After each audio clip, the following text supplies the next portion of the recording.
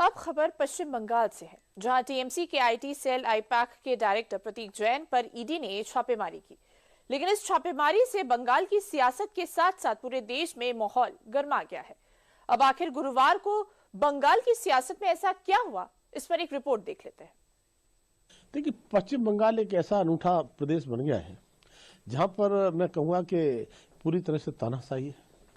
वहां पर लोकतंत्र नाम की चीज नहीं है। हम मांग कर रहे हैं ममता बनर्जी को तुरंत गिरफ्तार करके हिरासत में लेना चाहिए। ममता बनर्जी एक पैथोलॉजिकल लायर है, सुबह से शाम तक वो झूठ बात बोलती है। जिस देश में कानून की इमारत संविधान की नींव पर खड़ी हो, वहाँ अगर जांच एजेंसी की रेड के बीच सत्ता खुद दरवाजा तोड़कर अंदर घुसाए तो सवाल सिर्फ राजनीति का नहीं, कानून के अस्तित्व का भी बन जाता है।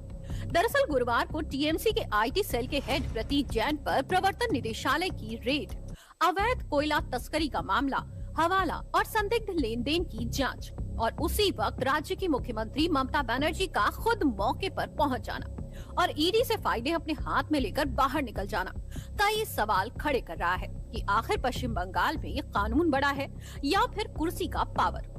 गुरुवार को पश्चिम बंगाल में जो हुआ वो लोकतंत्र के लिए एक खतरनाक चेतावनी माना जा रहा है। एनफोर्समेंट डायरेक्टर ईडी ने गुरुवार को मनी लॉन्ड्रिंग केस में पॉलिटिकल कंसल्टेंट फर्म 1PAC के ऑफिस और उसके डायरेक्टर प्रतीक जैन के घर पर छापेमारी की। प्रतीक ममता बनर्जी की पार्टी टीएमसी के आईटी सेल के हेड भी हैं। पश्चिम बंगाल में कोलकाता समेत 6 और दिल्ली में 4 ठिकानों पर छापेमारी की गई। कोलकाता में प्रतीक छापेमारी के दौरान घर पर ही मौजूद थे। ये कार्रवाई सुबह 6 बजे से शुरू हुई थी, लेकिन करीब 11:30 बजे के बाद मामला बढ़ गया। कुछ समय बाद सीएम ममता बनर्जी खुद लाउडन स्ट्रीट स्थित उनके घर पहुंच गयी। To collect all of our party hard disk,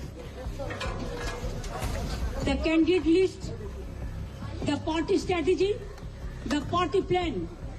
Is it the duty of the ED and Amit Shah, the nasty home minister, the naughty home minister, who cannot protect the country, and is taking away all my party documents? If I raid the BJP party office, what will be? What will be the result? They didn't have any guards. चुनाव का strategy पूरा छीन के लिया। एक crime है। अगर आप हमारे साथ लड़ने नहीं सकते हैं तो अब क्यों हम बंगाल में आते हैं? आप हिम्मत से काम लो। आप लोकतंत्र पुलिस प्रोसेस में जीतो। आप एजेंसी लगा के हमारा पेपर लूट करते हैं, करते लूट बोलते झूठ। हमारा पेपर लूट करते हैं, हमारा स्ट्रैटेजी लूट करते हैं, हमारा डेटा लूट करते हैं, हमारा वोटर लूट करते हैं, हमारा बंगाल को लूट करते हैं, हमारा भाषा को लूट करते हैं। क्या है आप लोगों को लिए भविष्य? इससे और भी खराब होगा। जितना भी सीट आपको मिलना चाहिए था, इससे तो अब जीरो में आ जाएगा। I am sorry mister Amit Shah and mister prime minister, please control your home minister. प्रवर्तन निदेशालय की छापेमारी और उसके बाद मुख्यमंत्री का खुद मोर्चे पर उतर आने से देश का सियासी पारा हाई हो गया है। गुरुवार को ईडी ने जैसे ही पॉलिटिकल कंसल्टेंसी फर्म 1PAC से जुड़े ठिकानों पर छापेमारी की, वैसे ही तृणमूल कांग्रेस में खलबली मच गई और फिर वो हुआ जो भारत के लोकतांत्रिक इतिहास में शायद ही पहले कभी देखा गया हो। मुख्यमंत्री ने जांच एजेंसी पर ही दस्तावेज चुराने का आरोप लगा दिया। बीजेपी का आरोप है कि ये संविधान, संस्थाओं और जांच प्रक्रिया पर सीधा हमला है। यानी जब मुख्यमंत्री खुद ये तय करने लगे कि कौन सा कागज वैध है और कौन सा सबूत चोरी, तो फिर कानून किसके लिए है? सोशल माध्यम में ट्वीट किए हैं कि ये जो केस है ये कोयला चोरी का केस है और ये बहुत दिन से चल रहा है। ये कोई नया केस नहीं है और इसके साथ राजनीति या टीएमसी का कोई संबंध नहीं है। और मुख्यमंत्री ममता बनर्जी जो बात बोल रही है कि उनका पार्टी ऑफिस में ईडी आए हैं, ये सरासर झूठ है। लेकिन ये ताज्जुब होने का कोई बात नहीं है, क्योंकि ममता बनर्जी एक पैथोलॉजिकल लायर है। सुबह से शाम तक वो झूठ बात बोलती है। आज 6 जगह में बंगाल में हो रहे हैं और 4 जगह दिल्ली में हो रहे हैं। पुराना केस है, आपके ऊपर तो केस होना चाहिए, आपको तो अरेस्ट करना चाहिए ममता बनर्जी। आचार होता है, जो महिला लोग, परिवार, उनका परिवार रोते हैं। आज आशा कर्मी लोग 5,000 रुपया का उन लोग का सैलरी दूसरे बीजेपी शासित राज्य में 18,000, 20,000, उन लोग आज आंदोलन करें, उन लोग के लिए आप रास्ते में नहीं बैठते हैं। आप चोरों के लिए, डकैतों के लिए, उसके लिए आप रास्ते में बैठते हैं। तो हमारा इसमें कुछ बोलने का विषय नहीं है, ये ईडी का विषय है, ईडी बोलेंगे। लेकिन बंगाल के लोगों का तरफ से हम बोल सकते हैं कि आपका क्या चरित्र है और आपका पार्टी का क्या, आप लोग क्या करते हैं और किसका साथ आप लोग चलते हैं, किसका समर्थन करते हैं, ये बंगाल के लोग को अच्छी तरह से समझ। ईडी का दावा है कि ये कार्रवाई अवैध कोयला तस्करी से जुड़े एक बड़े नेटवर्क की जांच का हिस्सा है, जिसमें हवाला चैनलों, शेल कंपनियों और बेनामी खातों के जरिए करोड़ों रुपए का लेन देन किया गया है। एजेंसी के मुताबिक इन ठिकानों से ऐसे दस्तावेज मिलने की आशंका थी जो ये दिखा सकते हैं कि काले धन का इस्तेमाल राजनीतिक रणनीति, चुनावी मैनेजमेंट और अन्य गतिविधियों में किया जाता है। लेकिन ममता बनर्जी और उनकी सरकार ने इन आरोपों को सिरे से खारिज कर दिया है। टीएमसी का आरोप है कि ये छापेमारी केंद्रीय एजेंसियों का इस्तेमाल विपक्ष को डराने और राजनीतिक संतुलन बिगाड़ने के लिए किया जा रहा है। अगर जिस केस में अगर रेड किया है, अगर उसमें रेड का जरूरत था, अगर इन्वेस्टिगेशन का जरूरत था, अगर इंटरोगेशन का जरूरत था, तो इतने दिन कौन मना किया, क्यों नहीं किया? आज जब इलेक्शन सामने है और ये आईपैक हमारा कैंपेन में, हमारा वो एडवाइजरी रोल पे ये आईपैक ऑर्गेनाइजेशन है, सो हमारा जो प्लानिंग है कैंपेन का पूरा स्टेट में, जो कैंपेन का जो प्लानिंग है, किस डिस्ट्रिक्ट में, किस गांव में हम क्या प्लान कर रहा है, कैसे कैंपेन कर रहा है, टीम पे कौन कौन है, ये चुराने का कोशिश हुआ था। करप्शन के केसेस बोथ साइड्स है और कई सालों से है, मगर ये फैशन सा बन गया है भाजपा की तरफ से। इलेक्शन जिस स्टेट में नजदीक आता है वहां पहले अपने से पहले वो ईडी को भेजते हैं। और अगर ये केस बनता था इस कंपनी पर तो ये तो 10 साल से काम कर रही है।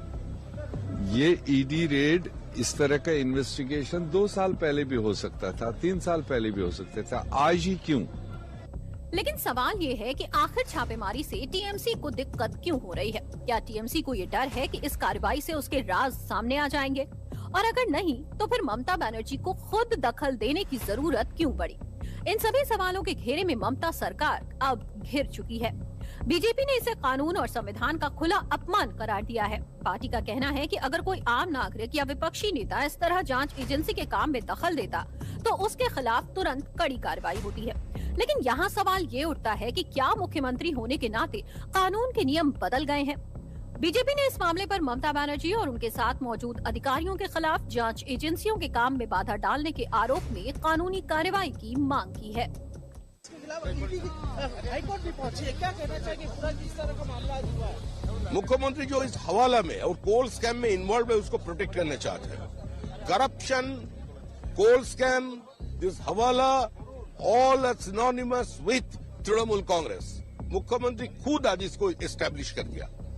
किसी भी राज्य की मुख्यमंत्री किसी रेड चल रहा है एक सरकारी संस्था का, उसका उसी जगह पर पहुंच जाना और उसका से सारे एविडेंस छीन लेना, ये आज तक हिंदुस्तान में किसी जगह हुआ नहीं। अरे कुछ भी बोल सकता है। बंगाल में कहावत है, ठाकुर रामकृष्ण देव बोल के गया है, जो अबूझ शिशु तो बाप के लाठी मारे, ता बोले कि बाप इज्जत जाए रे। बोले जो नादान बादशाह है वो तो बाप को ही लात मार देता है, तो उसके लिए कि उसका पिता के सम्मान चला जाता है, ऐसा नहीं है। देखिए, ईडी या सीबीआई ये हमारे देश की जांच एजेंसियां है। ये कोई इनपुट प्राप्त होता है, कोई कार्रवाई करती है। ईडी अभी की तो है नहीं, कभी नरेंद्र मोदी जी के कालखंड में ईडी और सीबीआई बने हैं। ये पुरानी एजेंसियां हैं, काम करती है, इनको कोई इनपुट मिलता है। किसी भी संवैधानिक पद पे बैठे हुए किसी भी आदमी को इस तरह के शब्दों का इस्तेमाल नहीं करना चाहिए। ये लोकतंत्र के लिए और संसदीय प्रणाली के लिए भी उचित नहीं। बीजेपी का आरोप है कि ये पूरा मामला इस बात का संकेत दे रहा है कि राज्य सरकार कुछ छिपाने की कोशिश कर रही है। उनका आरोप है कि अवैध कोयला तस्करी और मनी लॉन्ड्रिंग का पैसा सत्ता के संरक्षण में फल फूल रहा था, और जब जांच एजेंसी ने उस पर हाथ डाला तो सत्ता खुद ढाल बनकर खड़ी हो गई। बीजेपी इसे भ्रष्टाचार को बचाने की साजिश बता रही है और इसे संघीय ढांचे के लिए खतरनाक उदाहरण भी मान रही है। तो वहीं ममता बनर्जी और उनकी सरकार इसे राजनीतिक बदले की कार्रवाई बता रही है। फिलहाल इस मामले पर ईडी ने क्या आरोप लगाया है, इस पर भी नजर डालते हैं। ईडी ने कहा है कि कोलकाता में 1 पीएसी कार्यालय पर छापे पूरी तरह सबूतों के आधार पर किए जा रहे हैं। ये किसी राजनीतिक दल या चुनाव से जुड़ा मामला नहीं है। ये कार्रवाई अवैध कोयला तस्करी और मनी लॉन्ड्रिंग से जुड़े केस में हो रही है। फिलहाल 10 ठिकानों पर तलाश जारी है। 6 पश्चिम बंगाल और 4 दिल्ली में 1 PAC Indian political action committee एक पॉलिटिकल कंसल्टेंट फर्म है। इसके डायरेक्टर प्रतीक जैन है। ये राजनीतिक दलों को चुनावी रणनीति, डेटा आधारित कैंपेन, मीडिया प्लानिंग और वोटर आउटरीच में मदद करती है। इसकी शुरुआत 2013 में प्रशांत किशोर ने प्रतीक के साथ की थी। प्रशांत किशोर के हटने के बाद 1 पीएसी की कमान प्रतीक के पास आ गई। प्रशांत ने बाद में बिहार में जन सुराज पार्टी बनाई। 1 पीएसी तृणमूल कांग्रेस के साथ 2021 से जुड़ी है। ईडी की छापेमारी के बाद कोलकाता की सड़कों पर सियासत उबल रही है। नारे, आरोप, हंगामा और सत्ता की घबराहट साफ दिखाई दे रही है। छापेमारी को लेकर ममता बनर्जी ने प्रदर्शन करने का ऐलान कर दिया है।